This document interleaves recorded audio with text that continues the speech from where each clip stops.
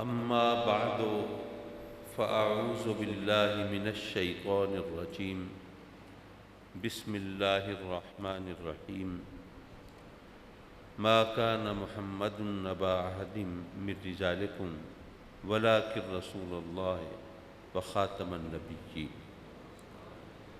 صدق الله مولانا العلي العظيم وصدق رسوله النبي الأمين ونحن على ذلك لمن الشاهدين والشاكرين والحمد لله رب العالمين۔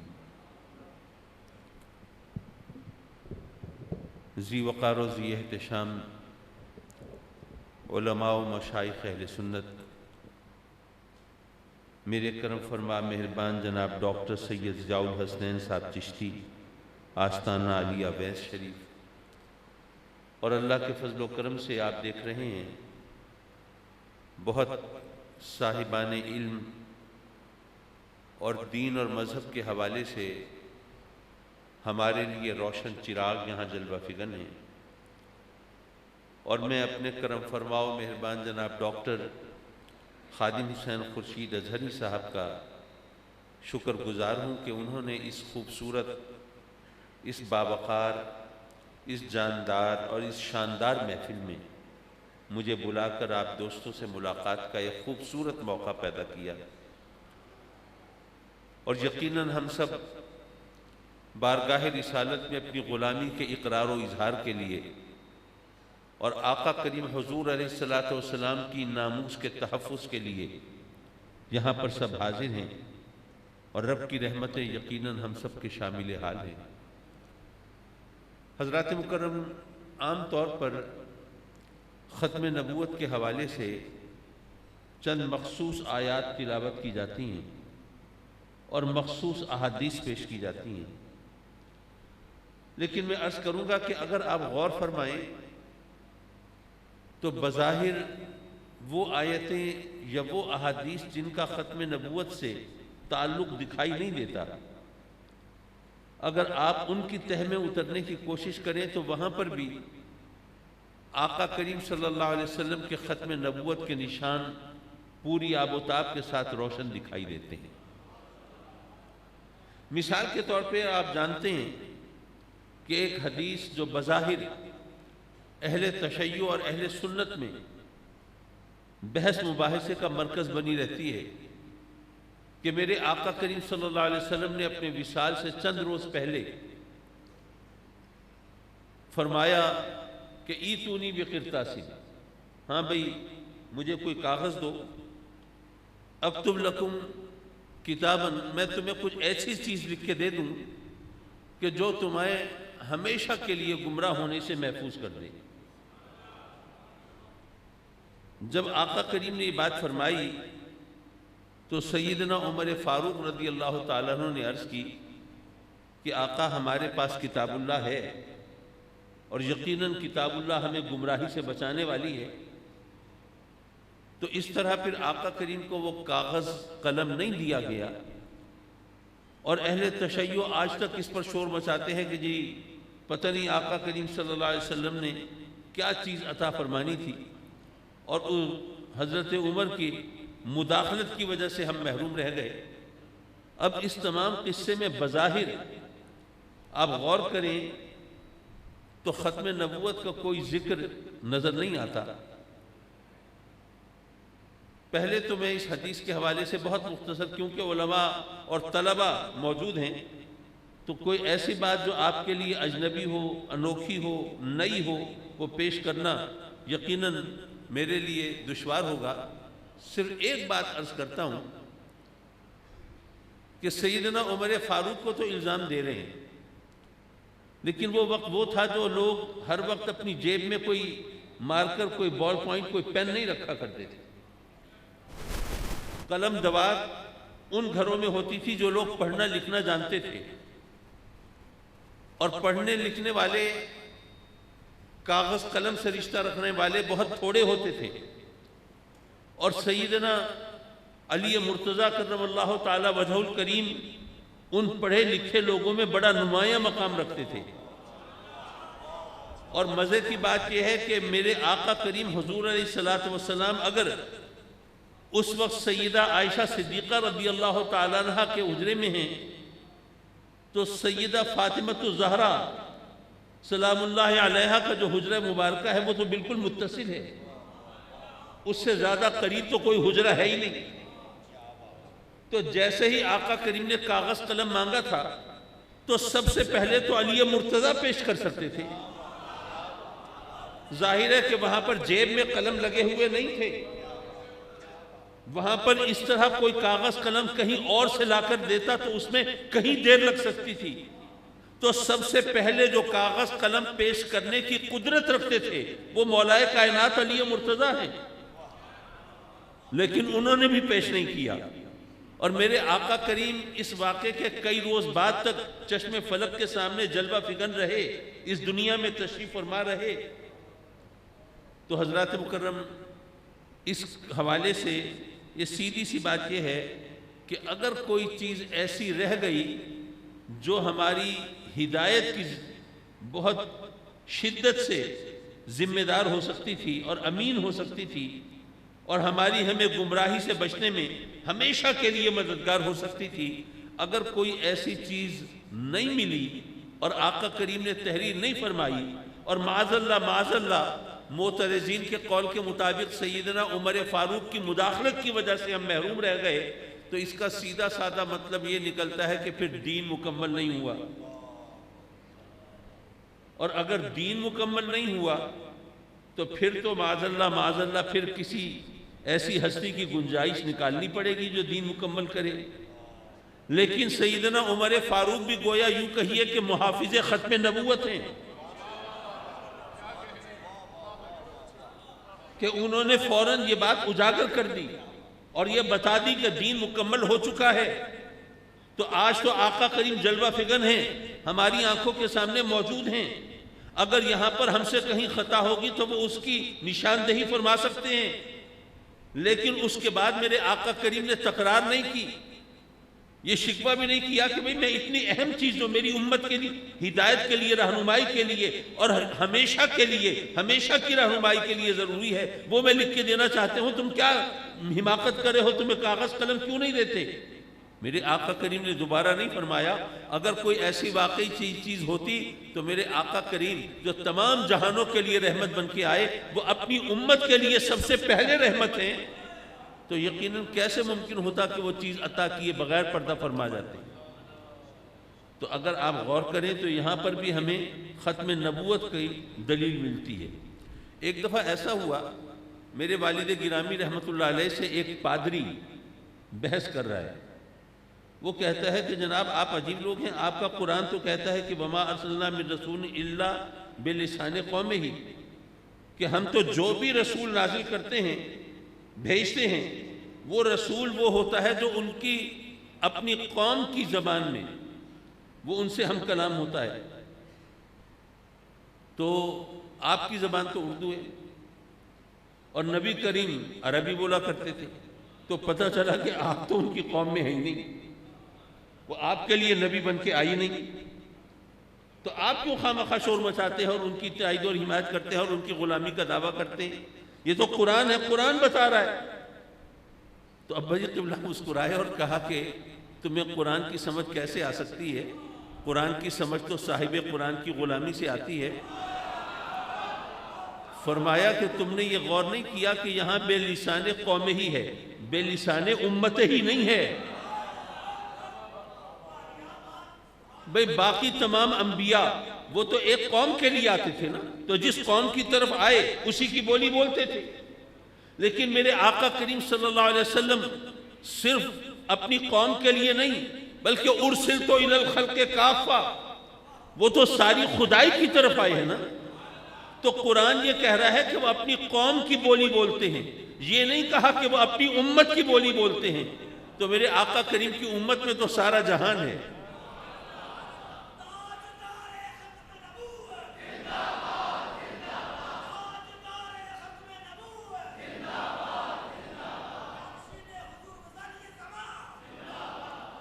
اور یہاں پر ایک بات میں جسارت مزید عرض کرتا چلوں، دیکھیے کہ یہاں پر ہم سب جانتے ہیں کہ رب کائنات نے جو انبیاء بھیجے کسی خاص قوم کے لیے ہوتے تھے، کسی خاص زمانے میں ہوتے تھے، کسی خاص علاقے کے لیے ہوتے تھے، لیکن اور یہ بھی قرآن نے بتایا کہ انبیاء کرام ایک بشر کی، ایک انسان کی صورت میں تشریف کیوں لائے؟ کیونکہ وہ انسانوں کی طرف رسول بنا کے بھیجے گئے، تو اس لیے انسانوں کے روپ میں آئے۔ یہ تو قرآن گواہی دے رہا ہے۔ لیکن اگر باقی تمام انبیاء چلیے محض انسانوں کے لیے ہوں گے، اپنی قوم کے لیے ہوں گے، اپنے علاقے اور اپنے زمانے کے لوگوں کے لیے ہوں گے، لیکن میرے آقا کریم صلی اللہ علیہ وسلم تو ساری کائنات کے لیے ہے نا۔ وَمَا أَرْسَلْنَاكَ إِلَّا رَحْمَةً لِلْعَالَمِينَ، وہ رحمت بھی ہے تو العالمین کے لیے ہیں، تمام جہانوں کے لیے ہیں، ساری کائنات کے لیے ہیں۔ تو اگر وہ ایک بشر کے روپ میں نبی اس لیے آتے ہیں کہ ان کو انسانوں کے لیے بھیجا گیا ہے، تو وہ ہستی جو تمام کائنات کے لیے بھیجی گئی ہے، پھر ماننا پڑے گا کہ بشریت سے ہٹ کر ان کی ذات کا کوئی نہ کوئی ایسا پہلو ہونا چاہیے جس کی وجہ سے وہ تمام کائنات کے لیے رسول بن کے آئے۔ اور وہ پہلو کیا ہے؟ وہ ہم اہل سنت مانتے ہیں کہ وہ آقا کریم کی نورانیت ہے۔ وہ آقا کریم کی نورانیت ہے۔ اس نورانیت کے حوالے سے میرے آقا کریم پتھروں کے لیے بھی نبی ہیں، پہاڑوں کے لیے بھی نبی ہیں، وہ شجر و حجر کے لیے نبی ہیں، اور وہ جن و بشر کے لیے نبی ہیں، اور فرشتوں کے لیے بھی نبی ہیں، اور شمس و قمر کے لیے بھی نبی ہیں۔ اگر ایک نبی انسان کی صورت میں اس لیے آیا کہ وہ انسانوں کے لیے نبی تھا، تو وہ نبی جو تمام جہانوں کے لیے آیا اس کی کوئی نہ کوئی کیفیت تو ایسی ہونی چاہیے جو تمام کائنات کے لیے قابل قبول ہو، اور وہ میرے آقا کریم صلی اللہ علیہ وسلم کی نورانیت ہے۔ حضرات مکرم، یہ جو ختم نبوت کے حوالے سے آیہ کریمہ ہم سب ماشاءاللہ پڑھ رہے ہیں، اور مجھے بڑی خوشی ہوئی یہ جامعہ کے طلبہ نے یہاں پر اپنی خطابت کے جوہر دکھائے۔ یہ ٹھیک ہے کہ ابھی وہ لکھی ہوئی تقریر ان کے سامنے تھی، لیکن ظاہر ہے کہ لرننگ پروسیس سے، ایک سیکھنے کے عمل سے جب بچے گزر رہے ہوتے ہیں تو اس میں یہ ایسی صورتحال بھی ہوتی ہے جہاں پر وہ پریشانی سے بچنے کے لیے کہ کہیں بھول چوک ہو جائے، کہیں زبان پھسل جائے، اور جب دین اور مذہب کی بات ہو، جب قرآن و حدیث کی بات ہو، جب اللہ رسول کے فرامین کی بات ہو، تو وہاں پر ذرا سی زبان کی لغزش وہ تو بہت مہلک نتائج نکال سکتی ہے۔ تو اس لیے اگر وہ احتیاطاً وہ اپنے سامنے تحریر رکھیں تو ظاہر ہے کہ اس زمانہ طالب علمی میں اس میں کوئی قابل اعتراض بات نہیں ہے، لیکن ماشاءاللہ ان کا لب و لہجہ بھی، ان کا انداز بھی، ان کی فکر کے زاویے بھی، اور ان کے اساتذہ کی محنت بھی، سب چیزیں منہ بولتی ہوئی تھیں اور بتا رہی تھی کہ انشاءاللہ العزیز ہماری یہ نوجوان نسل وہ آگے بڑھ کر ہماری امیدوں کا مرکز ثابت ہوگی۔ دراصل زاویہ نظر کی جو بات ہے نا، یہ بہت اہم ہے، اس کو سمجھنے کی ضرورت ہے۔ وہ ایک واقعے کی روشنی میں شاید اس کی وضاحت ہو۔ آج کل بے روزگاری، مہنگائی، غربت کے زمانے میں اگر کسی کا انگلینڈ کا ویزا لگ جائے تو لاٹری نکلنے کے مترادف ہے۔ تو ایک نوجوان کی گویا لاٹری نکل آئی، انگلینڈ کا ویزا لگ گیا، اب وہاں گیا، اس کے پاس وسائل کم تھے تو اس لیے وہ علیحدہ رہائش نہیں رکھ سکتا تھا، تو وہاں ایک انگریز جوڑے کے پاس وہ پیئنگ گیسٹ کے طور پر رہنے لگا۔ پیئنگ گیسٹ تو آپ سمجھتے ہیں کہ مہمان ہے، وہ مہمان جو پیسے دے کے مہمان بنا ہوا ہے، اب وہاں رہ رہا ہے۔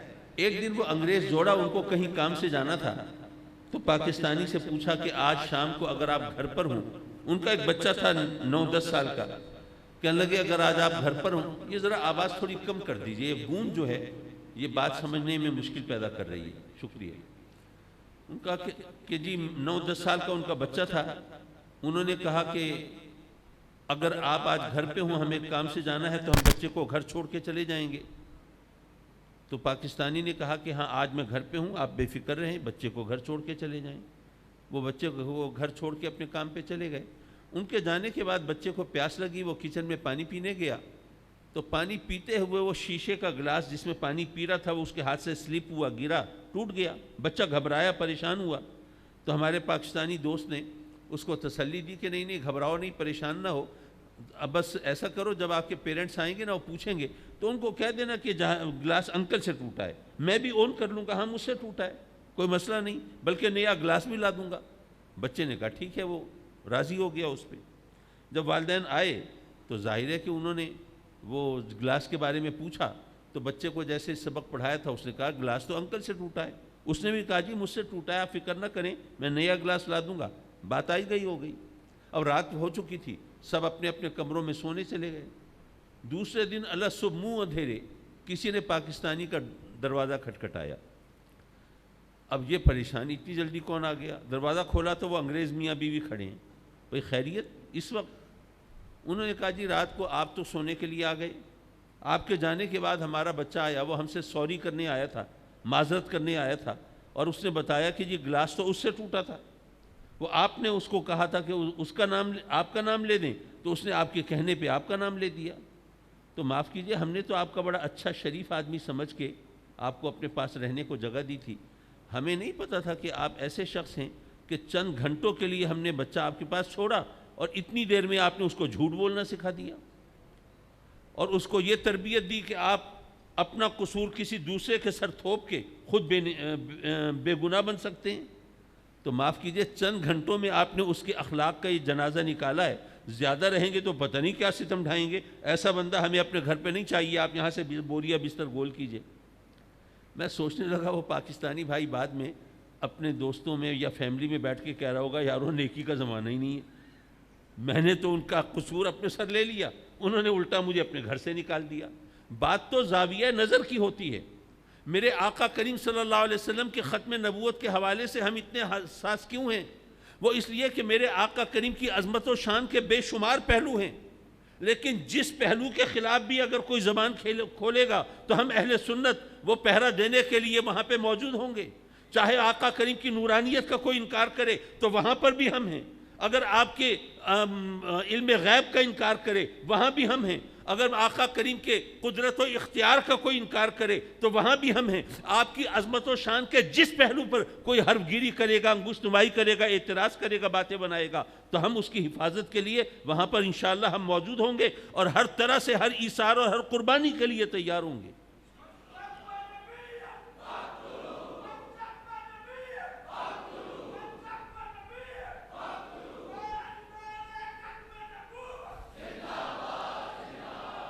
حضرات مکرم، جن لوگوں نے ایثار کیا ہو، قربانیاں دی ہوں، وہ اس کی عظمت کو جانتے ہیں۔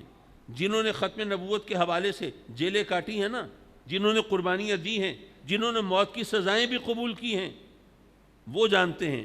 ورنہ ہمیں تو یہ چیزیں انہیریٹ ہو جاتی ہیں نا، وراثت میں مل جاتی ہیں، قدر نہیں ہوتی۔ ایک دفعہ وہ اکبر بادشاہ اپنے 9 رتنوں کے ساتھ بیٹھا ہے جھروکے میں، اور بیٹھا ہے، دیکھ رہا ہے لوگ سامنے سے گزر رہے ہیں، جم غفیر ہے۔ اتنے میں ان کی نظر پڑی ایک بندے پہ جو بہت قیمتی دوشالہ اوڑھ کے جا رہا ہے، اور پھر اکبر بادشاہ نے، اس کے 9 رتن ہیں، انہوں نے دیکھا کہ اس کے جوتے پر ذرا مٹی لگی، تو اس نے اپنے وہ انتہائی قیمتی دوشالے سے وہ اپنا جوتا صاف کر لیا۔ اب یہ حیران کہ عجیب آدمی ہے، جوتے پر مٹی لگی ہے، اتنا قیمتی دوشالہ ہے، وہ اس کی قدر و منزلت کا اس نے لحاظ نہیں کیا اور اس نے جس سے جوتا صاف کر لیا۔ تو اکبر نے بیربل سے پوچھا کہ بھئی تمہارے خیال میں اس نے یہ حرکت کیوں کی ہوگی؟ اس نے کہا جی میرا خیال یہ ہے کہ دوشالہ اس کو وراثت میں ملا ہے اور جوتا اس نے اپنی کمائی سے خریدا ہے۔ معاملہ کچھ ایسے بنا ہے۔ اچھا، جب پتہ کیا اور اس کو بلایا اور تحقیق کی تو واقعی یہ بات سچ ثابت ہوئی۔ تو ہمارے بزرگوں نے تو قربانیاں دیں، انہوں نے ایثار سے کام لیا، لیکن ہم لوگوں نے وہ تمام مراحل نہیں دیکھے، اس لیے شاید وہ تمام چیزیں ہم تک اس طرح منتقل نہیں ہوئیں جس طرح ہونی چاہیے تھیں۔ لیکن اگر ہم اس حقیقت کو سمجھ لیں کہ میرے آقا کریم حضور علیہ الصلاۃ والسلام کی عظمت و شان کے صدقے میں ہمیں عزت ملتی ہے، عزت دینے والا تو وہ ہے نا، لیکن یاد رکھو عزت دیتا وہ ہے، لیکن دیتا اپنے محبوب سے نسبت کے صدقے میں ہے۔ اور یہ صرف جو زور خطابت نہیں ہے، یہ جوش بیان نہیں ہے، یہ خیال و گمان کا ہذیان نہیں ہے، یہ وہ حقیقت ہے جو قرآن و حدیث سے بخوبی ثابت ہے۔ رب کائنات نے قرآن مجید میں ارشاد فرمایا کنتم خیر امہ، تم سب سے بہتر امت ہو۔ نہیں فرمایا کہ سب سے بہتر عابد ہو، نہیں فرمایا سب سے بہتر نمازی ہو، نہیں فرمایا سب سے بہتر مجاہد ہو، فرمایا سب سے بہتر امت ہو۔ ارے امت تو نبی کی ہوتی ہے نا، تم سب سے بہتر اس لیے ہو کہ میرے محبوب کے امتی ہو۔ اسی طرح ازواج مطہرات کی عظمت و شان کا جب ذکر ہوا، یا نساء النبی لستن کاحد من النساء، اے میرے محبوب کی پاک بیویو، دنیا کی کوئی عورت تمہاری ہمسر نہیں ہو سکتی، تم جیسی نہیں ہو سکتی۔ مولا تیرا فرمان سر آنکھوں پر، لیکن یہ تو بتا دے کس بات میں ان جیسی نہیں ہو سکتی؟ کیا زہد و تقوی میں ان جیسی نہیں ہو سکتی؟ کیا سیرت و کردار میں ان جیسی نہیں ہو سکتی؟ کیا عبادت و ریاضت میں ان جیسی نہیں ہو سکتی؟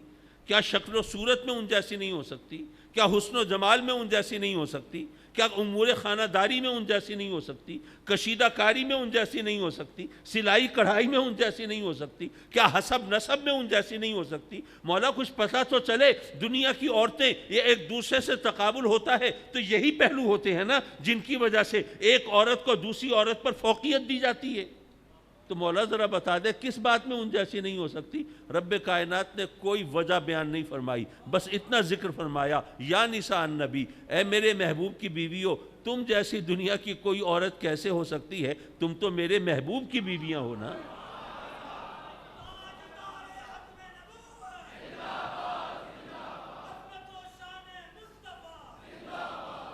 اگر کوئی عورت میرے آقا کریم سے رشتے نکاح میں جڑ جائے تو دنیا کی کوئی عورت ان جیسے نہیں ہو سکتی، تو دنیا کا کوئی مرد میرے نبی جیسا کیسے ہو سکتا ہے؟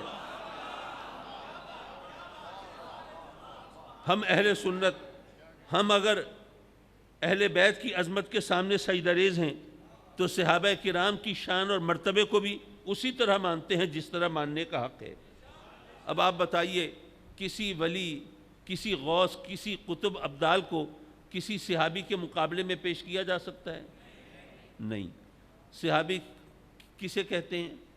جس نے 23 سالہ دور نبوت میں جب میرے آقا کریم چشم فلک کے سامنے روئے زمین پر جلوہ فگن تھے، اور اس وقت کسی نے اگر ایمان اور محبت کے ساتھ میرے آقا کریم کو ایک نظر دیکھ لیا اور پھر اسی ایمان کے ساتھ رخصت ہو گیا، وہ صحابی ہے۔ کوئی کروڑوں سال عبادت کرتا رہے صحابی کے برابر نہیں ہو سکتا۔ میرے والد گرامی رحمت اللہ علیہ خطاب فرما رہے ہیں، اور یہی بات کہی، کوئی کروڑوں سال عبادت کرتا رہے صحابی کے برابر نہیں ہو سکتا۔ کسی نے کھڑے ہو کے کہا کہ کاظمی صاحب آپ کے آنے سے پہلے یہاں پر لوگ اعلان کر رہے تھے کہ وہ ہستی آ رہی ہے خطاب کرنے جو وقت کے غزالی ہیں اور اپنے زمانے کے راضی ہیں، اور جو بات کہتے ہیں وہ عقل اور شریعت کے ترازو میں تول کے کہتے ہیں، لیکن آپ نے وہ بات کہی جو نہ عقل کے مطابق نہ شریعت کے مطابق۔ میرے والد نے پوچھا بھئی ایسی کون سی بات کر دی؟ کہنے لگے جی آپ کہہ رہے ہیں کہ کوئی کروڑوں سال عبادت کرتا رہے صحابی کے برابر نہیں ہو سکتا۔ عقل اور شریعت دونوں کا فیصلہ یہ ہے کہ جو جیسا عمل کرے اسے ویسا اجر ملنا چاہیے، اور آپ کہتے ہیں کروڑوں سال عبادت کرتا رہے صحابی کے برابر نہیں ہو سکتا، یہ کیا بات بنی؟ میرے والد نے جواب دیا کہ یہ سوال تو اللہ سے پوچھنے کا ہے، اس سے سوال کرو کہ اس نے کروڑوں سال کی عبادت کا وہ ثواب کیوں نہیں رکھا جو اپنے محبوب کو ایک نظر دیکھنے کا رکھا ہے۔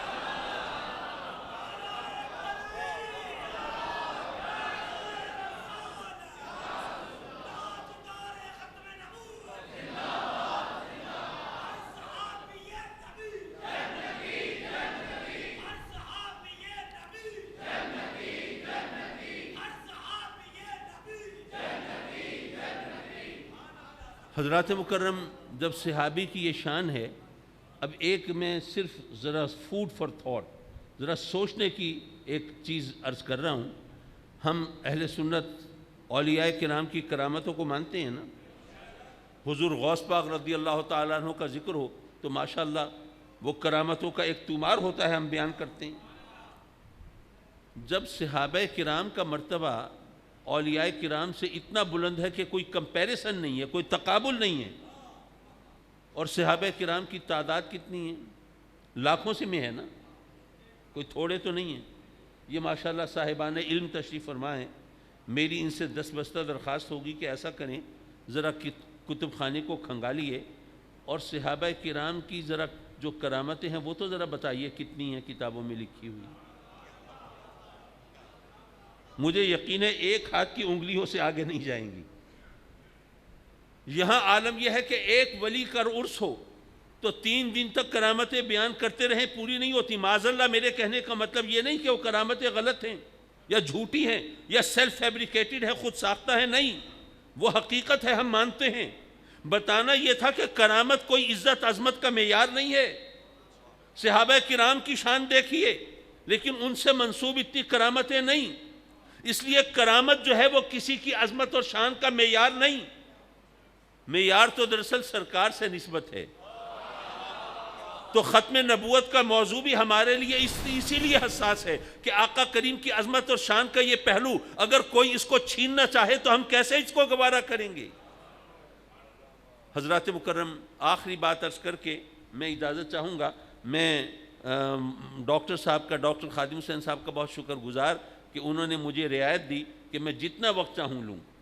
تو ویسے تو جتنے وقت میں ذرا اس کو آگے کھینچ سکتا تھا، لیکن میں نے ان کے ساتھ بھی رعایت کی، اپنے حال پہ بھی رحم کیا۔ ما کان محمد ابا احد من رجالکم ولکن رسول اللہ۔ آقا کریم کے بارے میں قرآن نے کہا کہ میرا محبوب تم میں سے کسی مرد کا باپ نہیں۔ اچھا ٹھیک ہے مولا، تیرا فرمان ہے، ظاہر ہے، ہمیں پتہ ہے آقا کریم کے ہاں اگر شہزادگان کی ولادت ہوئی تو وہ اس عمر تک نہیں پہنچے، بچپن میں ہی تو نے واپس لے لیے، تیری قدرت، تیری شان، تیری حکمت تو جانتا ہے۔ لیکن جو آگے تو نے فرمایا کہ نہیں، وہ تم میں سے کسی جوان مرد کے باپ نہیں بلکہ وہ تو آخری نبی ہیں، تو یہ جوان مرد کا باپ ہونا اور آخری نبی ہونا، ان میں قدر مشترک کیا ہے کہ دونوں کا اس طرح ذکر کیا گیا ہے؟ بظاہر یہ بات ذرا بے ربط معلوم ہوتی ہے، اور قرآن تو فصاحت و بلاغت کا شاہکار ہے، وہاں تو کوئی بات اس طرح بے ربط ہو نہیں سکتی۔ رب کائنات نے گویا یہ فرمایا کہ اے میرے بندو، تمہارے لیے جو نبی آئے گا وہ ظاہر ہے کہ رحمتوں کے حوالے سے، یہ بات ذرا سمجھنے کی ہے۔ الرحمن علم القرآن، اللہ نے فرمایا کہ وہ رحمان ہے جس نے قرآن سکھایا۔ میں سوچنے لگا اگر میں اپنے بچے کو کسی اسکول میں داخلہ دلانا چاہوں تو میں یہ دیکھوں گا کہ اس اسکول میں ٹیچرز کی کوالیفیکیشن کیا ہے، ان کی ٹریننگ کتنی ہے، ان کا پڑھانے کا انداز کیسا ہے، بچہ وہاں پہ جائے گا تو کچھ سیکھ کے آئے گا کہ نہیں۔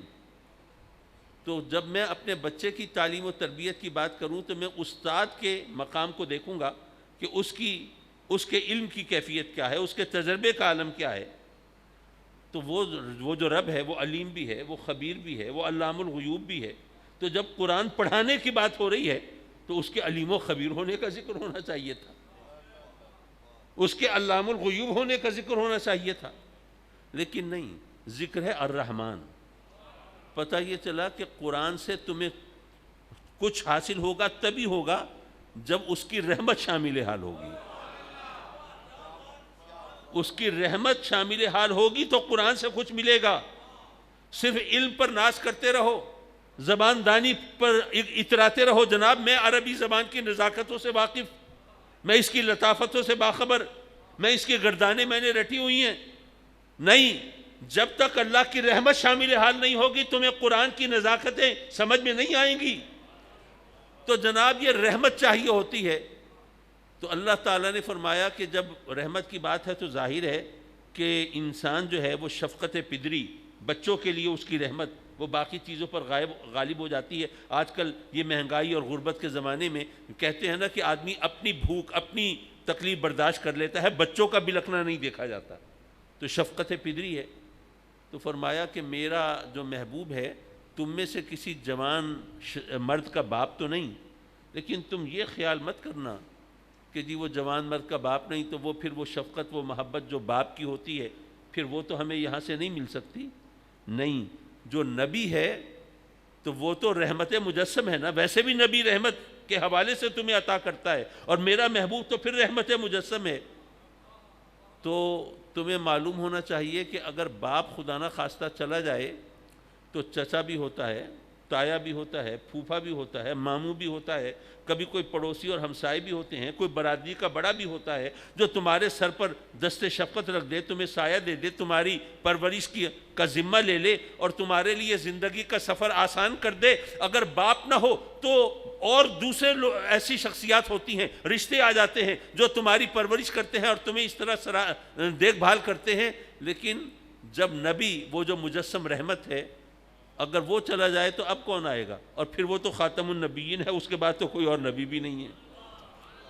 کوئی اور نبی نہیں آئے گا جو تمہیں رحمتوں سے نوازے، کوئی اور نبی نہیں آئے گا جو تمہیں اپنی رحمتوں کا سایہ دے اور تمہارے شفاعت کی چادر میں تمہیں چھپا لے اور اللہ کے قہر و غضب سے تمہیں بچا لے اور تمہارے لیے اللہ کے انعام و اکرام کے دروازے کشادہ کر دے۔ وہ خاتم النبیین ہے، اس کے بعد کوئی اور نبی نہیں آئے گا۔ اس لیے اسی سے رشتہ جوڑے رکھنا، اسی سے اپنا تعلق استوار رکھنا اور اس کا دامن پکڑے رکھنا، اور یاد رکھنا کہ وہ ہستی ہے جس کو میں نے تمام جہانوں کے لیے رحمت بنا کر بھیجا ہے۔ وآخر دعوانا ان الحمد للہ رب العالمین۔